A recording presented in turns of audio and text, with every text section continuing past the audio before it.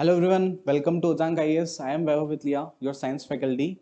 आज हम digestive system के एक टॉपिक यानी कि एक ऑर्गन के बारे में डिस्कस करेंगे। डाइजेस्टिव सिस्टम यानी कि हम बात करेंगे यहाँ पर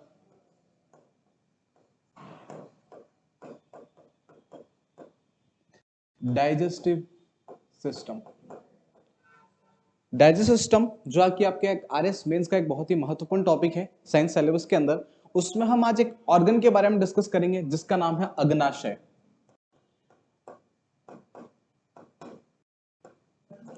अग्नाशय यानी कि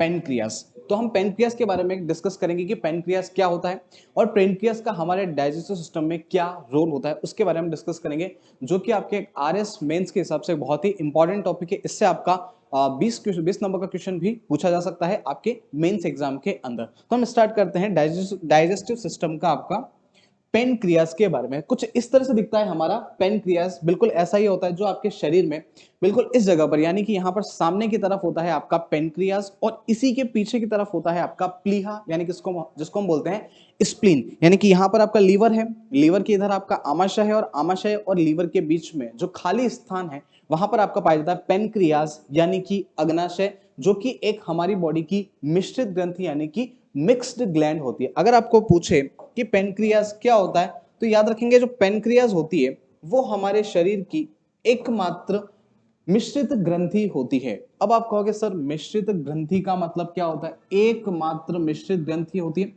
मिश्रित ग्रंथि का मतलब होता है वह ग्रंथि जो अंतःस्रावी और बहिस्रावी दोनों प्रकार की ग्रंथि हो वो कहलाती है आपका मिश्रित ग्रंथि यानी कि मिक्स्ड ग्लैंड। ये हमारे शरीर की क्या होती है? एकमात्र मिश्रित ग्रंथि होती है और साथ ही साथ ये मानव शरीर की दूसरी सबसे बड़ी ग्रंथि होती है। अगर आपको एग्जाम में पूछे कि दूसरी सबसे बड़ी ग्रंथि कौन सी है तो वो कौन सी लिखेंगे आप? अग्नाशय लिखेंगे। और ये हमारे शरीर की एकमात्र मिश्रित ग्रंथि है। बिल्कुल यही फॉर्मेट आपका मेंस में भी रहना चाहिए कि आपको पेनक्रियास अगर पूछे तो उसके बारे में आपको क्या क्या जानकारी होना आवश्यक है। तो मानव शरीर की दूसरी सबसे बड़ी ग्रंथि होती है pancreas, second largest gland of the human body.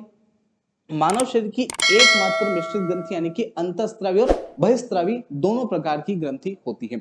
अंतःस्रावी ग्रंथि का मतलब होता है कि वह ग्रंथि जो अपने द्वारा निकले रसायनों को सीधे रक्त में मिलाए वो कहलाती है आपकी अंतःस्रावी प्रकार की ग्रंथि। और ऐसी ग्रंथियां जो अपने द्वारा निकले हुए रसायनों को नलिकाओं के माध्यम से रक्त में छोड़े तो वो कहलाती है आपकी बहिस्रावी ग्रंथियां, या नलिकाओं के माध्यम से रक्त में प्रवाहित करे वो कहलाती है आपकी बहिस्रावी ग्रंथियां। अगर हम इसके वजन की बात करें तो पेनक्रियास यानी कि अग्नाशय का वजन होता है 60 ग्राम, लंबाई इसकी होती है 12 से 15 सेंटीमीटर और चौड़ाई उसकी होती है 2 से 3 सेंटीमीटर इसकी लगभग चौड़ाई होती है। जितना भी डेटा यहाँ पर आपको प्रोवाइड कराया जा रहा है वो सारा डेटा एक एवरेज 70 किलो के ह्यूमन के अंदर होता है। फिर हम बात करते हैं, अगर हम बात करें यहाँ पर अंतःस्रावी और बहिस्रावी प्रकार की ग्रंथि के बारे में, तो जब भी मैं आपको अंतःस्रावी ग्रंथि की बात करूंगा तो उसके द्वारा निकले हुए जो हार्मोन होंगे, उसके द्वारा निकले हुए जो रसायन होंगे उनको हम हमेशा क्या कहेंगे? उनको हम हमेशा हार्मोन कहेंगे। क्या कहेंगे?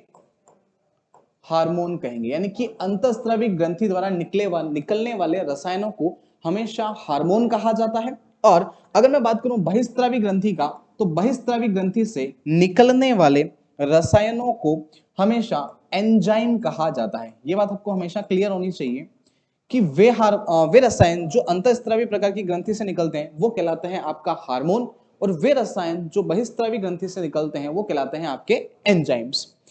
यहां पर इसमें बात करें कौन सा एंजाइम निकलता है, तो मैंने कहा आपको कि जो आपका अग्नाशय है वो अंतःस्रावी और बहिस्रावी दोनों प्रकार की ग्रंथि होती है। तो यानी कि अग्नाशय से हार्मोन भी निकलेगा और क्या निकलेगा? एंजाइम भी निकलेगा। सबसे पहले हम बात करते हैं कि अग्नाशय ग्रंथि से कौन सा एंजाइम निकलता है।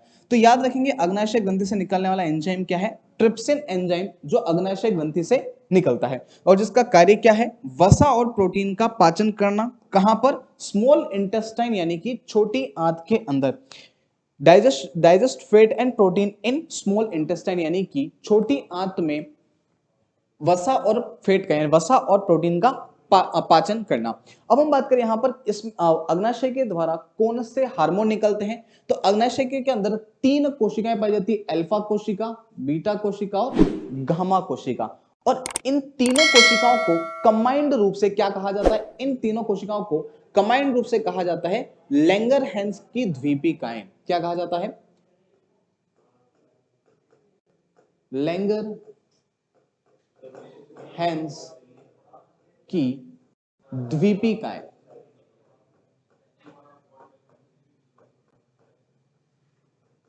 क्या कहा जाता है इनको? अल्फा बीटा और गामा कोशिकाओं को सामान्य तौर पर क्या कहा जाता है? लैंगरहैंस की द्वीपिकाएं कहा जाता है। ये आपको उसके मेंस के अंदर ये भी लिखना है कि इसमें 3 प्रकार की कोशिकाएं पाई जाती है, अल्फा बीटा एंड गामा, जिसको हम कंबाइंड फॉर्म में क्या कहते हैं? लैंगरहैंस की द्वीपिकाएं कहते हैं। अब याद रखेंगे इसमें कौन सा हार्मोन किससे निकलता है, तो अल्फा कोशिका से याद रखेंगे हमेशा ग्लूकेगोन हार्मोन निकलता है, बीटा कोशिका से इंसुलिन हार्मोन निकलता है और गामा कोशिका से सोमेटोस्टेटिन। ये 3 हार्मोन अग्नाशय की 3 कोशिकाओं से निकलते हैं, जिनको हम अल्फा बीटा एवं गामा कोशिकाएं कहते हैं। इंसुलिन का कार्य क्या है, बिल्कुल आपको शॉर्ट में लिखना है। इंसुलिन का जो कार्य वो क्या है? अत्यधिक ग्लूकोज को ग्लाइकोजन में परिवर्तित करना।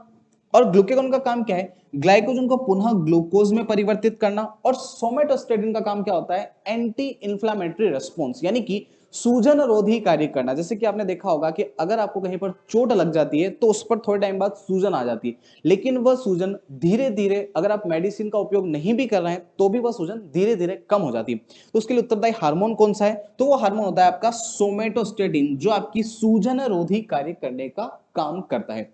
ये कुछ सामान्य इंफॉर्मेशन है आपके अग्नाशय यानी कि पेनक्रियास के बारे में। और अगर इसी तरह की आप डिटेल इंफॉर्मेशन चाहते हैं तो हमारा चैनल सब्सक्राइब करें, लाइक करें और कमेंट करें हमारे चैनल के ऊपर।